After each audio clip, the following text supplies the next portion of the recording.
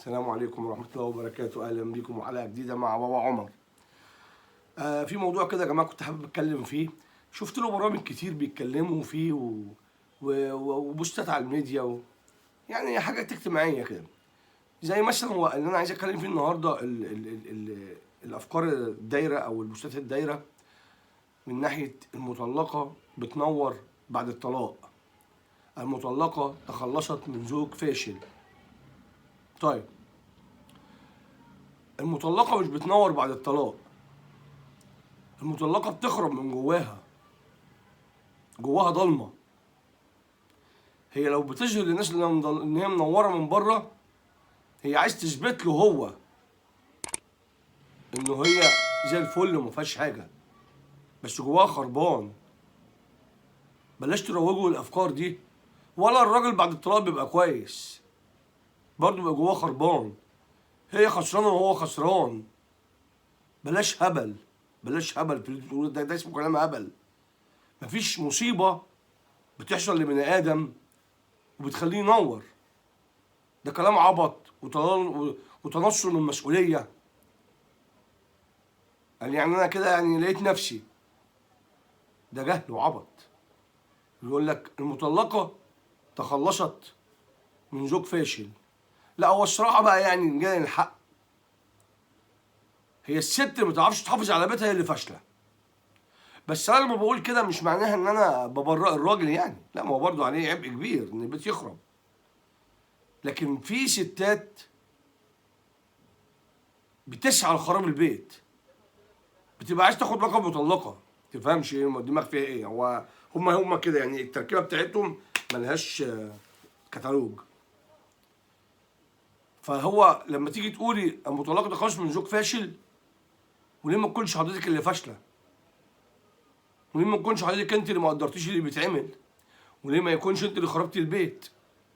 وما زلت عند رايي اللي بقوله قبل كده، وقلته لكم كتير في فيديوهات كتير قوي قوي قوي.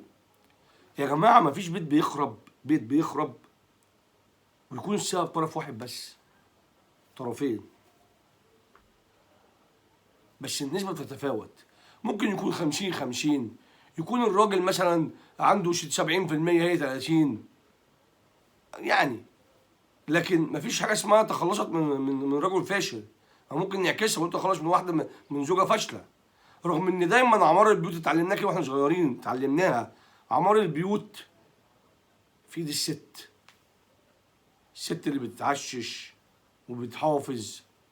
انما اللي بتسعى للخراب ده موديل جديد نازل احنا ما نعرفوش. ده موديل اللي ماشي ورا الميديا والسوشيال ميديا ما نعرفش عنه حاجه. يعني انا بس عايز، يعني انا مش عايز اكون حاد معاكم في الكلام، بس هو بصراحه الموضوع يعني ضايقني قوي يعني. واخش اشوف الردود على الكلام صعب قوي. يعني انتوا بتسعوا للخراب وبتتباهوا بيه. يا فندم، الفاشل ده اللي هو مش عايز يعترف ان هو عنده غلط. مش كل، يعني هي كل الستات اللي اتطلقت دي ملايكه يعني؟ مفيش حد فيه بيخرب بيته بايده؟ ما تهدوا كده واستقيموا وارحمكم الله. طب انا هحكي لكم قصه جميله قوي. كنت قاعد مع زميله وبنتكلم في قضيه تعدد الازواج. قلت لها طب بص، عشان نقفل الموضوع دوت من بابه، نقفله من بابه عشان نرتاح بس ونريح. القصه دي في ايديكم انتوا. قالت لي احنا ازاي؟ قلت لها اقول لك ازاي. كل واحده تلاقي راجل متجوز تحترم نفسها وتبعد عنه، مش هيتجوز. صعبه دي؟ اهو الحل اهو. يعني انتوا بتعملوا المشكله. ما هو الراجل اللي بيتجوز ده وانتوا متضايقين من شرع ربنا التعدد في الزوجات ده، ماشي، متضايقين منه. طيب خلاص، يبقى كل واحده ست كده محترمه تلاقي راجل متجوز ما تجيش جنبه. ردت عليا بقى قالت لي ايه؟ بصوا بقى العقل والازدواجيه في المعايير والدماغ اللي فيها بليله. قالت لي ما هي المطلقه ممكن ما تلاقيش، او الارمله ممكن ما تلاقيش المواصفات اللي هي عايزاها في الراجل اللي في واحد متجوز. قلت لها طب ما عندها المطلق والارمل برضه، ممكن تروح تتجوزه. قالت لي لا، ما ممكن افرض هي ما لقيتش المواصفات دي غير في واحد متجوز، تعمل ايه يعني؟ ما عايزه تعيش وعايزه تربي عيالها وعايزه. قلت لها طب خلاص، انتوا اللي بتيجوا مش احنا. قالت لي لا، ما انت برضه المفروض انت قرار في ايديك، انت قول لا. انا يعني ما هو بصوا بقى، ما هو انا ايه الحوار ده اللي خلاني طلعت عملت الحلقه دي. ما هو انتوا بقى يا هتجننونا هنسيب لكم البلد ونمشي، والله العظيم. يعني انت دلوقتي انا بقول لك الحل من عندك، ما حدش يعني ما تجوش ناحيته يا ست، سيبوه. دوري في المطلق، في الارمل، والبنت اللي لسه ما اتجوزتش تشوف الشاب اللي زيها.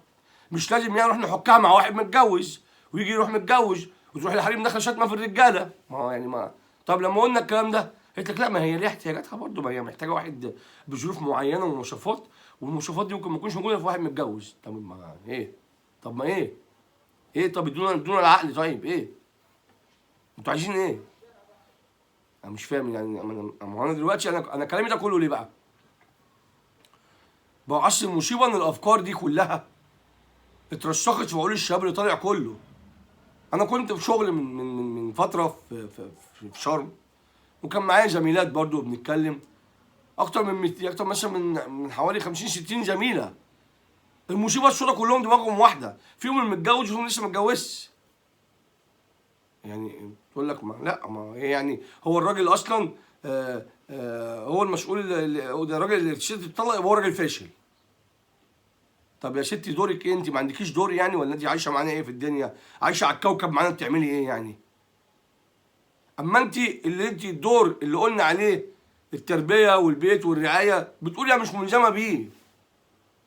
طب لما سعادتك مش ملزمه، سعادتك مش ملزمه ويجي البيت يتخرب، يبقى مين اللي فاشل؟ الراجل ولا الست؟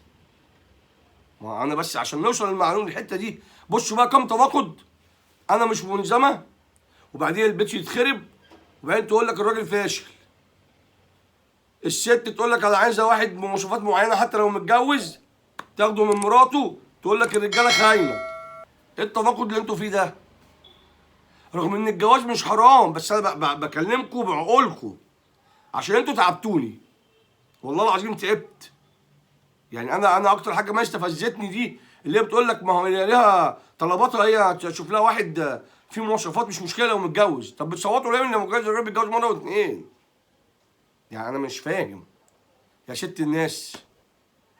اللي بتتطلق ما بتنورش، اللي بتتطلق جواها بيبقى فيه خراب، وظاهرها للناس ولطليقها انها كويسه، بس هي من جواها بايظ. والراجل كذلك. يا ست الناس، اللي بتتطلق ما بتخلصش من راجل فاشل. اللي بتتطلق بتكون ست فشلت هي كمان انها ما قدرتش تحافظ على بيتها، وهو فشل انه ما عرفش يحافظ عليها. هما الاتنين غلطوا، يبقى لازم هما الاتنين يراجعوا نفسهم ويتحملوا الطوابع ديت، عشان لو قدر لهم يخشوا حياه جديده شوفوا الاخطاء اللي وقعوا فيها ايه. لكن طول ما انا رامي الحمل على طرف واحد، اؤكد لك اي علاقه تخشيها هتفشلي فيها، لانك مش معترفه ان في غلط. نهدى شويه ونسيبنا من كلام بتوع حقوق المراه وبتوع نهدى والقمصان والافلام دي، ونركز في الكلمتين اللي انا قلتهم دول. مفيش حد بيته بيتخرب بيكون طرف واحد هو المسؤول، الاتنين مسؤولين. مفيش ست بتنور بعد الطلاق، لا ست ولا راجل. الجمل دي والمصطلحات دي بيزرعوها جوه عيالنا عشان يسهلوا عليهم الامر ده. انا اتطلق انا اقول انا هنور بعد الطلاق، انا اتطلق اقول هو كان راجل فاشل. وفي الحقيقه انتوا الاتنين بتبقوا فشله، بس انا هحمل الست اكتر شويه، هي اللي في ايدها تحافظ على البيت. الا اذا يعني الا من بعض الرجال اللي ما بتتعاشرش الا من رحم ربي بقى. يعني في رجال فعلا ما ينفعش، لكن ما فيش راجل ما تقدرش الست بتاعته انها بقوم واحد. بسم الله ما شاء الله يعني الستات المصريه ماشيه الرجاله ايه بيسموها الحكومه في البيت. فانا حابب بس يعني تسمعوا الكلمتين دول بعقل وبدون تعصب. انا مش عايز تعصب، لا انا عارف ان في بنات وستات ممكن يخشوا يشتموني، انا بقى قاعد لكم انتوا تشتموا بقى وانا اقعد ادب فيكم وانتوا تدبوا فيا ونشوف الامور هتمشي ازاي. لكن انا هفضل كده عشان اخدت عهد على نفسي ان انا عايز الكلام اللي بقوله دوت يتبقى في الارض بعد ما اموت، حد يسمعه اخد شاورما وانا في قبري.